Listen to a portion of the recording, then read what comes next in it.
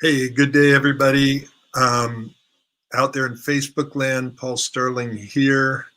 Today, I am talking about courageous love. In fact, I've just named it the Courageous Love Show, and we're going to talk about the different dynamics of courageous love, courageous communication, courageous relationships, all of that. I am the author of Argue Less, Love More, a relationship book. I have been a relationship coach for about 25 years, and we are going to dive into some of the things that make relationships work and some of the things that don't. And by the way, this is going to be very interactive. So get your keyboards ready, type answers.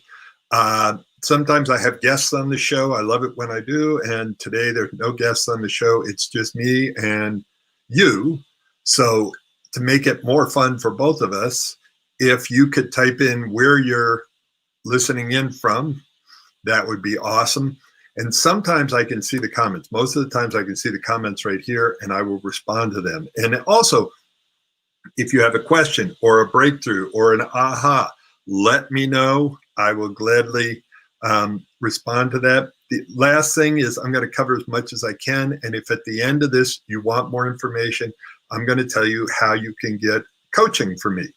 So let's take a look. This is a courageous show, and what we're dealing with is the world right now is changing, and relationships are changing. What's happening is the rules, roles, responsibilities, rewards, reasons to be in a relationship, all of it's changing. And what we need is some amazing communication skills to deal with that. We've got the politics of America right now. We have COVID, we have fires, we have all these things that are stressing couples out. And without the right communication tools, it's driving them further and further apart. There is this gap, from where you are now. Let me make that bigger. Whoops, that's way too big. All right. Where you are now to where you want to be. And the gap for some people right now is getting bigger and bigger. And what we want to do is talk about how we can help reduce that gap, create more intimacy and connection, and create something called courageous love. And if courageous love was easy, everybody would have it already. The reason it's courageous is because it takes courage. You have to be, as one of my mentors, a woman named Allison Armstrong, a great relationship coach, once said, you have to be voluntarily vulnerable. And so for years, I was a commercial fisherman in Alaska. And so this quote really resonated with me. A ship is safe, and I'm changing the quote a little bit. A ship is safe in the harbor, but that's not what ships were built for.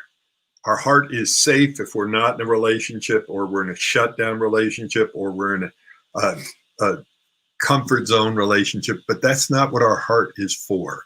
Our heart is to be courageous, to come from the heart. So thank you for joining me today. I'm going to give you as much as I can, and I'm going to start by telling you how my journey started. And I would love it if you could check in, let me know where you're typing in from around the world. That would be awesome. All right. So this, my dad, my mom, that they loved each other, but they had, when they got a divorce 18 years later, a painful divorce, it wasn't because they stopped loving each other. It's because they ran into relationship problems that were bigger than their skill set. And so if you look at it, what are some of the problems in your relationship now? And what are the skills that you need? Because to have a remarkable relationship, you need remarkable relationship skills. Now, just so you know, that's me when I had hair. That was my older brother and me when we got along. A couple of years later, that stopped. And this is me and my ex. And what happened is my parents got a divorce after 18 years. My ex and I got a divorce after being together for 18 years. So if we don't heal it, we hand it down to the next generation. So some of you are on this call tonight because you want more information. I'm going to tell you, information is not helpful unless it's like on a map. If you think about it, you go to Google right now, type in diet advice, 26 billion, million, 26,900,000 results. And you know what? America is obese. So it's not about more information, it's about transformation. Look at the same thing, put in relationship advice, 94,800,000. So what I want to do is give that, by the way, let's see how we're doing. With all that information, how are we doing? Well, I've been on this call for 5 minutes, 36 seconds, and basically there has been at least 10 divorces, because there's an average of a divorce every 31 to 36 seconds, 800,000 to 1 million a year. How are we doing? We're doing not so good. There's a lot of damage. And where does it impact? It impacts the family, friends, self-esteem, lost hopes and dreams. So I'm going to dive in. And here's what it looks like in normal communication. People don't feel heard, understood, or valued. And then the harder they try, the worse it gets. They end up tripping each other's triggers, which leads to constant conflict and eroding trust. And sometimes it takes days, weeks. One of my clients just said it took 9 months to recover from an upset. So can you relate to this? Does this make sense to you? And where can you find yourself? So type in there, I'd appreciate it. Which one of these is where you're at now? Are you at the don't feel heard, understood, and valued? The harder you try, the worse it gets. Tripping each other's triggers, constant conflicts, and taking days or weeks to recover. So here's another way of doing it.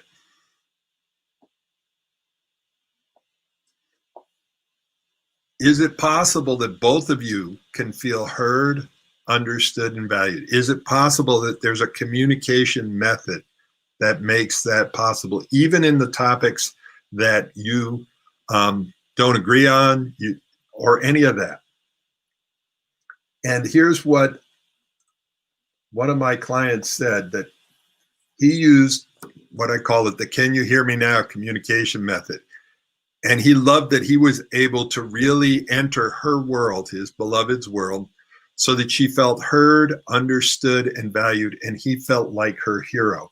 What would it be like if that's what communication was like in your relationship?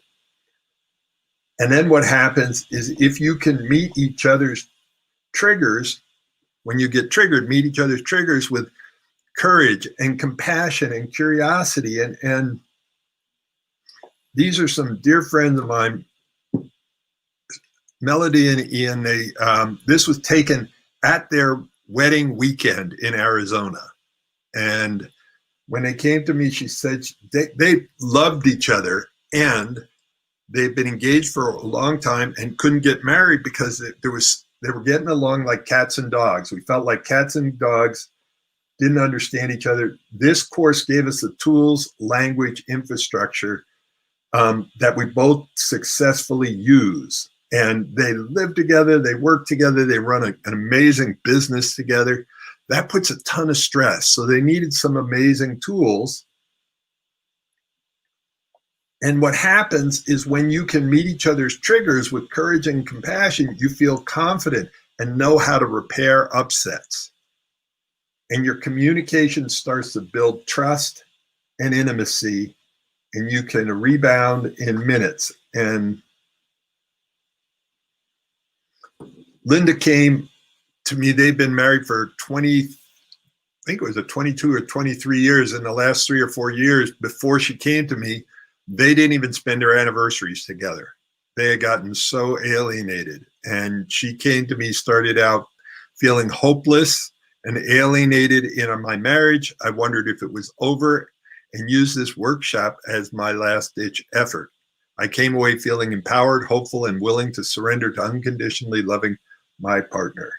And that was years ago, and their relationship's still going strong. The last one I'm going to do before we dive into the tools is this is a couple that said, Paul gave us some simple tools to use the very first session, and we noticed a difference right away. Our relationship has never been better. Our only regret is we didn't find him, or really find the tools. It's not me, it's the tools. So this call is for you if you still love each other, but have forgotten how to get along. If you want to be able to talk about almost anything and everything again, if you're tired of walking and talking on eggshells, and if you want less drama, trauma, stress, and if this is you, just put, that's me, type that in, and keep going back and forth with me. It helps me feel connected to you out there in Facebook land. And if you want to get out, for singles, if you want to get out and date again, but you're afraid of making the same mistakes, there are 7 core relationship tools. And I'm going to talk about them all today. I'm talking about mostly communication today. But if you understand them, you can get back out in the dating world again. Now, the challenge here is that we get stuck in what's called our comfort zone. That's where we're stuck in our old habits, patterns, and beliefs. And my job is to help people get out of their comfort zone and into their courageous zone, because that is where love happens. When we get courageous, when we learn how to communicate courageously, when we behave courageously. And how many of you, just put, I want more courage. How many of you want more courage? Raise your hand. I'm watching you. I can see you. It's my mentor and trainer once said, Tony Robbins, I'm going to come through the screen. I can see you right there. How many of you want more courage in your life? Well, here's the challenge. If you want more courage, on the other side of that coin is more vulnerability. See, a lot of people want courage without vulnerability. They come together. And next to vulnerability is your ability to deal with shame, embarrassment, fear, disappointment, making mistakes. And so the dance here is, how do you stay in the courage zone and not get in the terror zone? Because when you get in your terror zone, all learning stops. So what I want to do is teach you how to communicate in a way that creates this and not this. Lean out is when you go to communicate with your partner something important, something emotional, something alive, and you get resistance, resentment, regret. There is, all right, so I'm going to give you an exercise. Watch me closely, and I'm watching you. Here's one of the keys to what I teach. So put your hands together like this. Like I said, I'm watching through the screen here. When I say go, what I want you to do is press really hard with your right hand. Ready, get set, go. Press harder, press harder, press harder. Okay, stop. Where are your hands? Joe, I'm just making up that name. Joe, I can see you out there. Where are your hands? Why are your hands still in the same place? I'm guessing your answer is because when you started to push with your right hand, which is what I said, your left hand pushed back. And why is that important? Because anytime that we use force, even on ourselves, we get resistance. So what I want to do is talk a little bit about communication so that you don't create resistance. So you don't, as you lean in, they're not leaning out. What you want to do is get it so that they lean in and want to hear what you have to say. And that sounds simple enough. It really does. Like, it, you want your lover to listen to you. You want to be heard, understood, and valued. So I don't know if any of you have ever watched Jeopardy, but here's Jeopardy for relationships. What I want you to do is find the ones that trigger you and type them in if you could and would. And sometimes I'm missing, the comments that are being, because this goes out to about 5 or 6 different groups and sites and everything. And so I'm not getting all the comments. I'm only getting a few of them. But if you could type in which triggers you the most, and the idea here is almost anybody can communicate well when there's no emotions involved. The question is, what are the things that trip you up and take you out? So here we have some areas that you can look at. Is it a tone of voice that gets you? Is it the things that they say? Is it hot topics? Is it their body language or wild cards?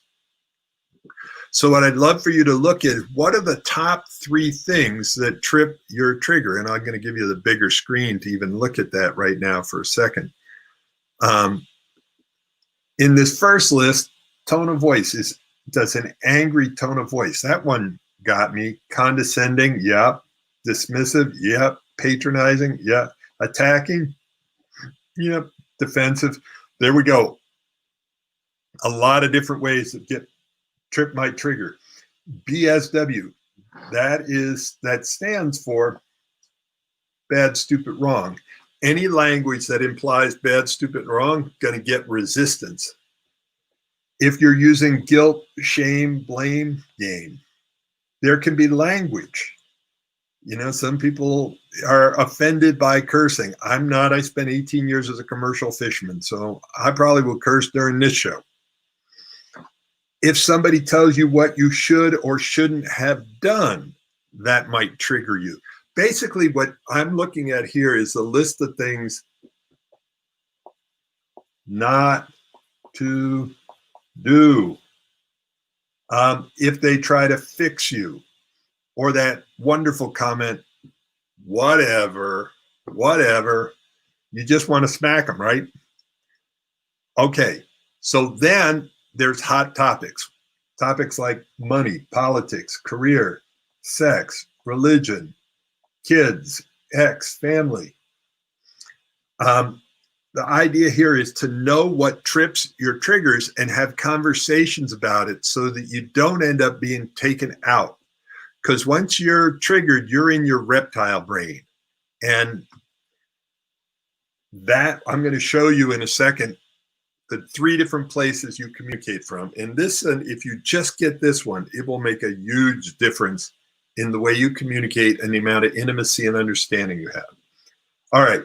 So body language, the look, the eye roll, the shrug, the walkout, the aggressive move, the physical contact. And if they're not wanting physical contact or they've triggered by physical contact, it's important to know that. And the last group of triggers. So type in, what are the top 3 for you? Another one can be drugs, alcohol, abuse, lying, betrayal, jealousy. See, for me, my dad was alcoholic. And so when somebody gets drunk around me, it kind of trips my triggers if I'm not careful. There's an insecurity that comes up. And so you look at what is it that trips your triggers, what is it that trips your partner's triggers, and even if you can even take a picture of this page, I'm going to make it bigger for a second. If you can screen capture it and sit down and circle the top 3 with your partner and talk about them and see what trips theirs, what trips yours. Whoops. All right. Press the wrong button here. Okay.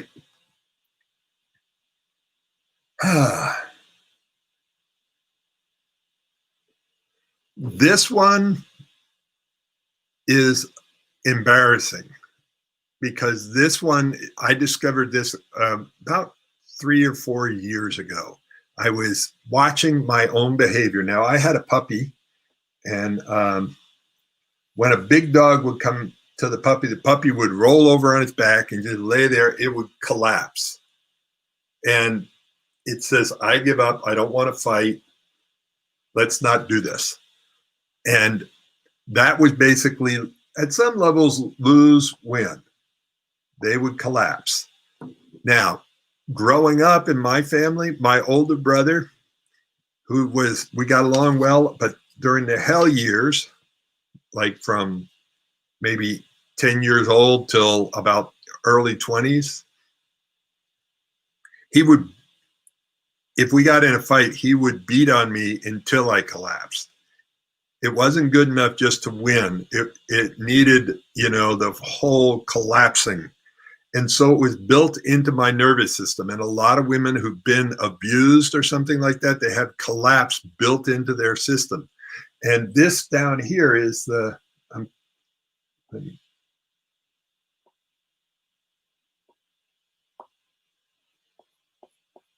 this is the drama line. How do you deal with trauma? How do you deal with drama? And we have a lot of trauma right now with COVID and politics and the wildfires and everything else. And we've been locked in houses together and social distancing. There's a lot of stress right now. What do we do with the stress? Do we go to collapse, where I give up? My need for safety is more important than anything else, so I just give up? Or do you go to combative, which is the opposite side? I have to win. See, my older brother had to win at all costs. It didn't matter who he hurt, what he did, win, lose. He was in his reptile brain. And when you're down here in the reptile brain, you have these options: fight, flight,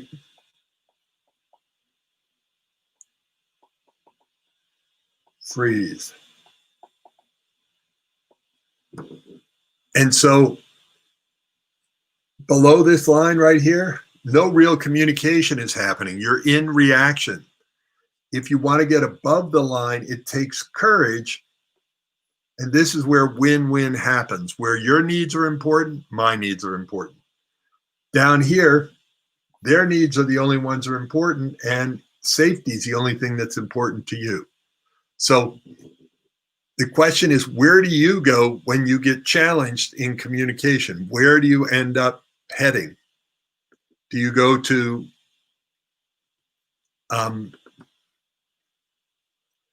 collapsed, combative, or courageous? Now, I'm spending more time in courageous, and I'm having more compassion for myself when I do collapse.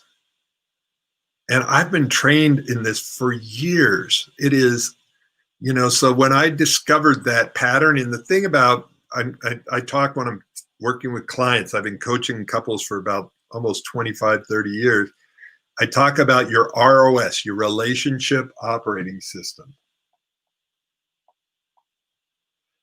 And that's like the computer, and it's made up of your habits, patterns, and beliefs. It's all unconscious. And when you get triggered, you go to your unconscious, and so does your partner. So what we want to do is learn, where do we go? Do you go to collapse? Do you go to combative? Or do you go to courageous? Courageous, you have to go there consciously. These down here are unconscious. Collapsed and combative, you don't have to think about it at all. It's almost automatic. This up here, being courageous, being compassionate, connecting to your partner, not seeing your partner as the enemy. As soon as you want to protect yourself from the partner, you've moved into like one of these two places. You see them as the enemy. And the whole dance here, if you want intimacy in your relationship, you want to learn how to work with your partner and stay connected, be voluntarily vulnerable. I just watched, I said my mentor, and Tony Robbins, he just has put a new program out, or the UPW, your Unlimited Power Weekend, over the internet. And his new quote is, life is the dance between what you want most and what you fear most. And I said, wow, that's a great quote, because relationships are the same thing. There's this dance between what we want the most and what we're most afraid of. And we're most afraid of being vulnerable. We're most afraid of being open and honest. And yes, Jesse, I see that, mostly seeing them as the enemy. And my mouth goes off and I say things I later regret. Yeah, and unless we learn a new way of doing it, what happens is we end up defending ourselves and attacking back. It becomes that reptile brain. It gets out of control. So it's learning how to catch it. And see, people, there was a book out there that said, don't sweat the small stuff. And I actually totally disagree with them. I mean, the book has got a lot of great points. I'm not disagreeing with that. But I think you should sweat the small stuff. Deal with the acorns before they become oaks. Deal with it when they're little and easy and you're not totally triggered. You're not in your reptile brain. If you wait till you're in your reptile brain, you're going to see your partner as the enemy. It's going to be an attack. It's us against them. Only one person's going to survive. And it's a deadly battle. And what ends up happening is you do damage to the people you love the most. So when we're communicating from one of three places. Now, I said collapsed, combative, or courageous. Also, we're communicating from our head, our heart, or our hurt. So when we're in our head, let me make this bigger. You're talking, and this tends to be the masculine. And when I say masculine, I've got masculine energy, feminine energy. When I'm in my masculine energy, women have masculine energy. When you're in your head, it's all about logic, thinking, reason, understanding. What are the facts? Whose fault is it? What's right? What's wrong? Knowledge is the key. Right here, knowledge is the key. And vulnerability is the enemy. You do not want to go into a business meeting without knowing the facts. Otherwise, you'll get eaten by the dinosaurs in the room. So vulnerability is scary when you're in your head. When you're speaking from your head, you're talking about facts and figures. When you're listening from your head, you're going like, okay, when are they going to tell me the facts? When are they going to tell me the figures? I'm confused here. What's the point of this conversation? The feminine is more about the heart. This is love, connecting, feelings. Forget the facts. Fuck the facts. Give me the feelings. How do you feel? Vulnerability here is the key to connection. Now, at one point, I was engaged to somebody who had a photographic memory, and every argument ended up about the facts. Like, we didn't do that at 9. We did it at 9:07 or whatever. And it's like, it would drive me crazy because we'd never get to how I felt about something because we're always arguing about the facts. There was no heart in it. When you're listening from your heart, you're listening to what is your partner feeling? What are they needing right now? Can I be compassionate? Can I hold them? Can I be with them? And even when, like Jesse said, when she gets triggered there, can you be with her trigger and not take it personally and know that she's just hurting right now and she's scared and needs some, well, maybe you could put in, what do you need, Jesse? If you could say it, is it reassurance, understanding? Do you need to be heard, understood, and valued? So I'm guessing that's it because that's what most of us need. I'm going to cover that in a second. So there's the head, the heart, the hurt. When we're in our crocodile or reptile brain, we're scared of loss. This is about logic, love, loss. So the idea here is when we're in our reptile brain, we're trying to protect ourselves. And right now, people are more triggerable than ever. And so they're spending more time down there. And what they're worried about is their safety. I mean, you see guys walking around on the street with rifles going shopping. It's like, what? It's like we landed on a different planet. And what it is they have a strong need for safety and protection, and they're trying to figure out who is the enemy, where is the danger, how do I protect myself? And you see here, vulnerability is the enemy. Up here, Vulnerability is the enemy. So we have almost 2/3 of our system designed to avoid vulnerability. And 1/3 of our system is designed to be vulnerable, to create connection and understanding. I'm too scared to be vulnerable right now at that moment. Yeah. And see, it's a dance. It's a dance. What would happen if in the dance you were able to lean into each other and go, oh man, my abandonment trigger just got tripped. Can you hold me right now? Please don't try to talk to me. See, the thing is, when somebody gets in right here in their dinosaur brain, when they get into their dinosaur brain, all they care about is who's the enemy, who's the ally. I have one couple I'm working with right now. His IQ's off the chart, super smart, but he thinks that he's going to be able to talk her out of being in her feelings. And the more that you try to talk somebody out of their feelings, the angrier they get because they take it as an attack versus be with them. Very best aphrodisiac there is, guys and everybody else, the ability to be with your partner in their pain, in their upset, in whatever it is. And the more that you can lean into that, and the more that they feel, whoops, guess it's the next slide. Here we go. The more that they feel heard, understood, and valued, the quicker they're going to move from their dinosaur back into their heart. But when they're in their dinosaur, vulnerability is dangerous. That's what Jesse just said, understanding I'm too scared to be vulnerable in that moment. But what happens is once somebody feels heard, understood, and valued, they move almost automatically from here up to here, or from here down to here. And so the whole job is to find out what are they feeling, what are they needing, and move into the heart. If you want to create courageous love, this is where courageous love happens from. It doesn't happen from the head. It definitely doesn't happen from the hurt. This is a challenge. It's like, if you think about it, getting in shape, super simple. You want to lose weight and get in shape?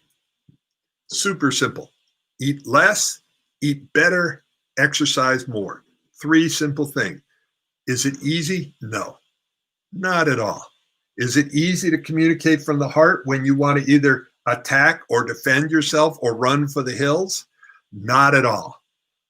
What this is great communication. Is it skill or is it luck? It's a skill that needs to be developed. It's a muscle that needs to be built so that when it's under pressure, you can go back, you can use it. When we're communicating, what does somebody want more than anything? What people want is they want to be heard, understood, and valued. And what stops us, like how many of you want to be heard, understood, and valued when you're talking? Like just type in, yes, that's me. I want HUV. Almost everybody, I guarantee, wants to be heard, understood, and valued. Now, here's the second part of that question. Do you want to give your partner the gift of hearing them, understanding them, valuing them? Raise your hand. You got it.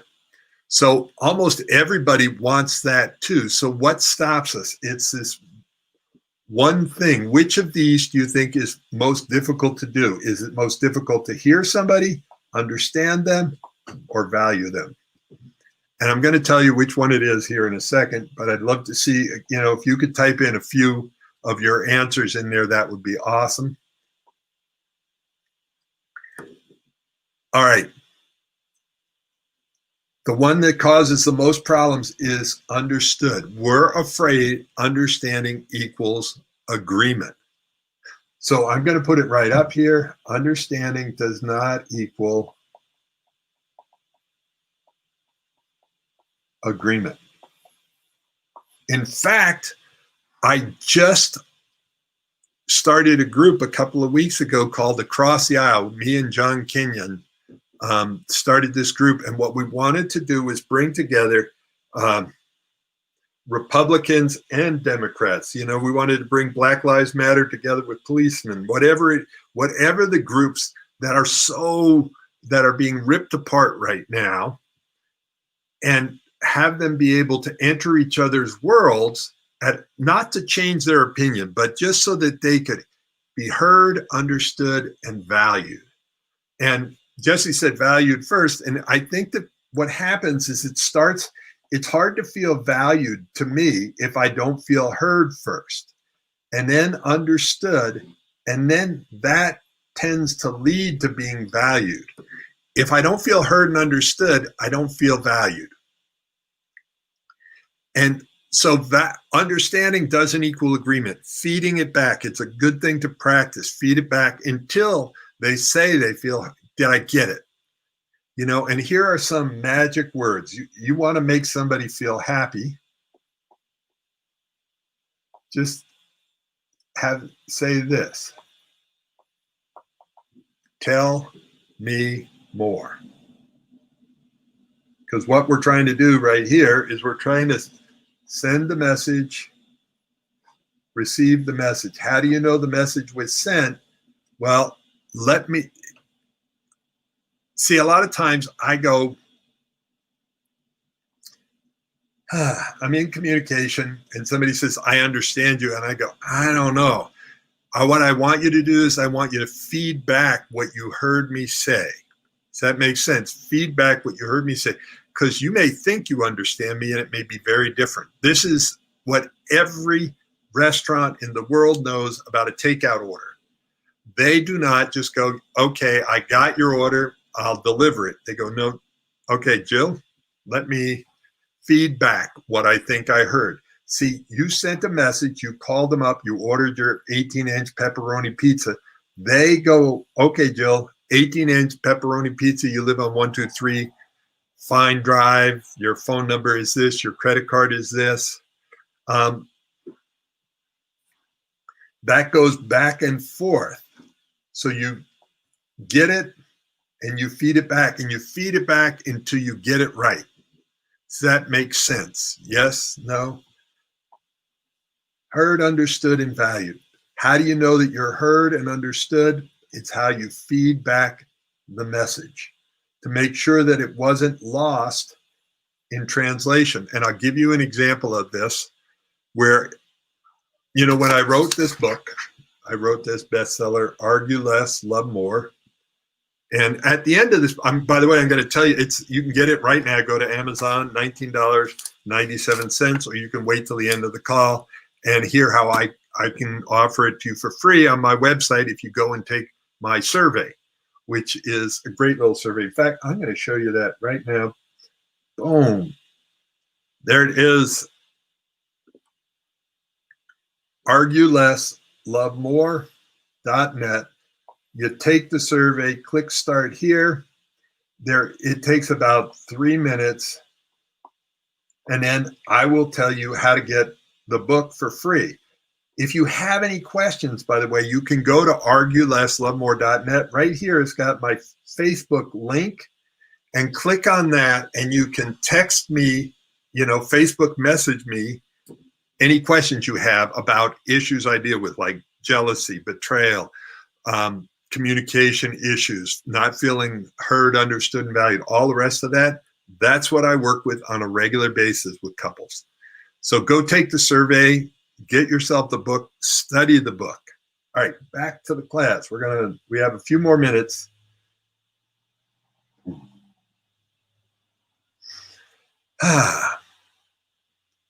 Is this all making sense? I hope so. Now, I could have spent the whole class on this slide. There's a lot there. It's overwhelming, or could be. But if you think about it this way, this is when you're resourceful, this is when you're reactive. In between is if we have a low capacity for uncomfortable feelings, What happens is we quickly go into reaction and get kicked out of the relationship. And we end up down here.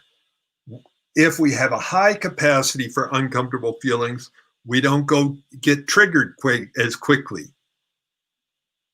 Yes, this is, yes, Jesse, this can happen even if you're not in a couple, but in all kinds of relationships. So the idea here is when you go down here, this is when your unconscious pattern has taken over and you are no longer available for the relationship. This can happen in families, businesses, anything. What happens is when we're down, once we cross this line, we're in our crocodile brain and we go from feeling connected to not connected. It goes from feeling like there's high trust up here to low or no trust. You go from feeling like an ally to feeling like an enemy. And how many of you have ever been in a conversation with your lover and life is going good and man, something happens, their trigger gets tripped, and all of a sudden you can see it in their eyes, you are now the enemy. You have done something and you have crossed that line. And your partner, your friend, your lover, they are gone, and in their place is some crazy person. And they think that you are the devil and they're going to let you know. And what happens then is they go from being present and connected to having the pattern run the show.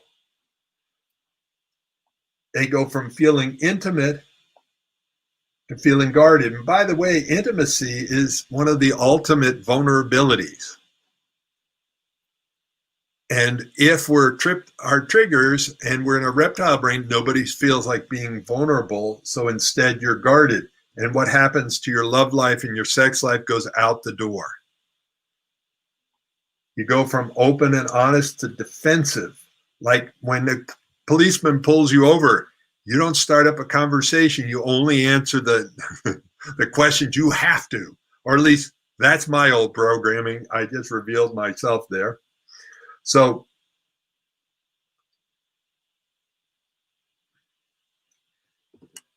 here's the question. There's a key decision. We can avoid, and I'm calling it the shadow there. It's like a decision point. You now are looking at it. Do we want to be courageous? Do we want to be vulnerable? Do we want to learn communication skills and compassion skills and do all the rest of it? And to do that, we have to face our shadows and face our fears. The shadows, whatever you want to call it, are get out of our comfort zone, our discomfort. Do we want to face up to that? Or do we want to avoid our shadows and go where it looks nicer, but we end up with relationships that don't last because we can't talk about the big issues. There's no passion. They're sucked into the comfort zone and there's no courageous love. And it basically slowly dies because there's no life to it. And it sucks all the energy out. Now, if you want to transform your relationship, if you want a remarkable relationship, you need remarkable relationship skills. Oops.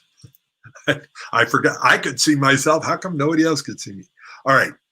So here is where I'm going to talk a little bit about what you can do next.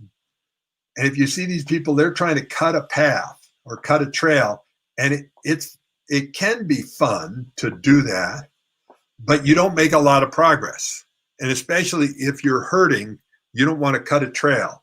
What you want to do is follow a path and turn decades into days by following a communication path and learning. There's 7 core skills, and I zip by them. Whoops, not there.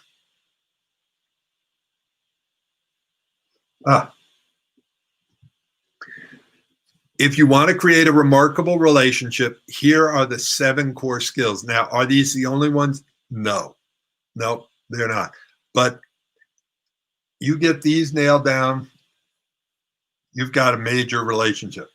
Communication skills, to be able to communicate compassionately and courageously. This one here is a huge one. The only reason to be in a relationship, I got to look at you more when I say that, is to get your needs met. The challenge is this culture has tons of need shame. We're ashamed of having needs, so we're afraid of talking about it. And so here's the trap. What makes a relationship alive and work and juicy is when you can talk about your needs and get your needs met. And it's exciting for you to meet your partner's needs. And it's like you can have this whole conversation about needs and getting them met. And yet we start talking about our needs and old dinosaur comes up and we're ashamed and we're vulnerable and we're scared. And our partner might call us needy. And so it's something that's critical for the success of the relationship, and yet we have a hard time even talking about it. And there are 10 core needs. There are plenty more than that, but 10 core ones. And I've never had, in almost 30 years of doing this, I've never had anybody come to me and go, Paul, we're getting our needs met, our needs for intimacy and connection and transparency and dealing with decisions and all of these different needs. They're all getting met at 8, 9, and 10, and we're thinking of getting a divorce. No, when your needs are getting met, your relationship is rocking. So that one core skill. Next one, a critical skill, conflict resolution. Not because I promote conflict, but if we're trying to avoid conflict, we avoid being authentic. We avoid being transparent. We avoid telling the truth. Wounds and triggers. I know I've given you a lot of different information, so you may want to watch this again and again to kind of get it. When you're getting in a relationship, you want somebody that's available, capable, and willing. Available, capable, willing. The available part is, have they healed a lot of their wounds? Nobody's perfect. And are they actively working at healing their wounds? The more they've healed their wounds, the more available you are, and they're available physically, mentally, emotionally. If they're really wounded, they're hardly available at all. And if they're not available, then there's very little or no trust. So building trust. And then there's 3 shades of intimacy. There's emotional intimacy, physical intimacy, sexual intimacy. What would it be like in your relationship if you were great at all 3 of those? You felt emotionally connected. It felt safe to be vulnerable. It felt safe to be uncomfortable and get out of your comfort zone and communicate authentically. And you felt physical intimacy, cuddles, hugs, touches. And that created a lot of sexual intimacy and passion. So what would it be like in a relationship if you had all 3 of those? And lastly, if you could deal with your differences. So, I have 2 more slides, I think. I want you, again, if you can take a picture of this one, it'd be great. Screen capture, whatever you can do. And then try to figure out, where are you now? Because down here, this bottom here, this group is in crisis, conflict. And conflict doesn't mean it's just a single upset. It means it's pretty regularly we're in conflict. This middle one is stuck in a relationship rut. This is where relationship is good, great. So which one are you in now? If you could type in which one you're in and which one you want to be in, that would be great. And if you want to do that, just send it as a private message. You can do that too, because maybe you don't want to tell the world. All right. Then the job is to get out of crisis all the way up to conflict, to stuck, and then keep going to good, and then up to great. The divorce rate, what I talked about at the beginning of this, 55%. If you look at it, 55% of the people that are in great relationships are having a divorce? No. They may be, and I'm making this number up. It is probably too big a number. Maybe 5%, maybe 10%. This is more like 80% of the people that are getting a divorce are the people in crisis or conflict, and maybe 50% that are stuck in the rut. So if you want to make your relationship bulletproof, or whatever term you want to say, you want to make it remarkable, the idea to give it longevity is to get it up here to great. How do you do that? You treat it like with skills. You get yourself a coach and you start working on the relationship. You don't leave it to chance. So what I'm doing to help you in this thing, there's a tiny bit of my history. This is a much younger me with my ex-mentor and boss. That's Tony Robbins, a much younger Tony Robbins. This is Robert Kiyosaki, the guy who wrote Rich Dad, Poor Dad. And this is me with him in Australia when I had more hair. He was the one who got me on the path of personal growth and introduced me to the work of Tony Robbins. Then this is Marshall Rosenberg, the creator of NVC, Nonviolent Communication. Marshall was an amazing guy, the late Marshall Rosenberg. This is Byron Katie, who does the work. So what I've created is a combination. I put that all together. And this is my book, the bestseller that I'm about to tell you again how to get for free. I have a YouTube video on Tantra and exploring sacred sexuality, because to me, sacred sexuality is another form of communication. And at this point, it's been seen 5.8 million times, probably more than that by now. So it seems to have struck a chord. And the way I teach is to try to make it simple enough that you can go and do something with it. Now, if all of this has struck a chord with you and you want to check out and spend about 15 to 30 minutes with me and get clear, what results do you want? What are your dreams? What's your current reality? What are the roadblocks that are getting in the way? And together we'll look at a plan. And this is, let's see if I, complimentary. If you go to arguelesslovemore.net/clarity, what you do there is there'll be a place where you can fill out a survey. Why people created a mirror, this is an odd metaphor for you here at the close. Why you created a mirror is because you can't see yourself without a mirror. So this is a chance for you to see yourself. What's working, what's not working in your relationship, and what can you do about it? So that's the website you'll get to go to. Again, if you want to contact me for any reason, you can either private message me here, or you can go to my website, Argue Less, Love More, and private message me there. Definitely take the survey. What I would love is if you could let me know here, what touched you, what moved you, what did you learn from our time together? What added the most value? I would love it if you could type that in.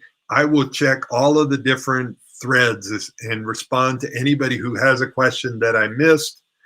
I would greatly appreciate it. And tell me what you got from today. All right, that's it. arguelesslovemore.net. Oh, I'm going to give you the shortcut. All you've got to do is the arguelesslovemore.net/free book. It would be helpful if you took the survey, especially if you want one of those complimentary sessions. And if you go to one of the links on the website, if you wanted just a regular session, you go for support, it's $197. So basically you're getting at least a $97 breakthrough session for free because you're here today. All right. Thank you very much. Have an awesome day. I will see you out there somewhere in the world. Be safe. Have a great day.